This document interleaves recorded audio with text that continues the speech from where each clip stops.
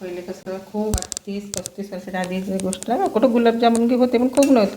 पुरणपोळी जास्ती होती आणि हे गुलाबजामुन पाहुणचार म्हणलं ते खाल्ल्यासारखे वाटत नाही म्हणे, म्हणून पाहुण्याला कुठं गुलाबजामुन करे. पुरणपोळी चांगलं त्याला पोटभर पाहिजे होतं ना, गोटधड. मग एकदा आली ती कल्पना, ना गुलाबजामुनचं पॉकेट आणलं, गुलाबजामुन केले बाई. आता ते मलाही माहीत नव्हतं कसे करायला लागते म्हणून, ती नाही केले, माहीत नाही. असे घट्ट भिजवलं आम्ही आणि एवढे रट झाले होते का तर गोटाच लागला. मग दिले वाटीत वाढले. हे कोणते फॉरेनचे गुलाबजामुन आणले म्हणे. म्हणलं कल्पे हे कसे गुलाबजामुन केले तू?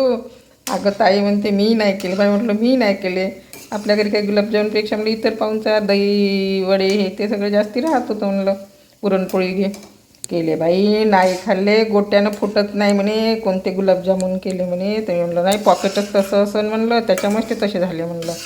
आणि मग टाकून दिले, कोणीच खाल्ले नाही. मग दुसरं पॉकेट बोलावलं, करून पाहिले. आता छान करता येते मला.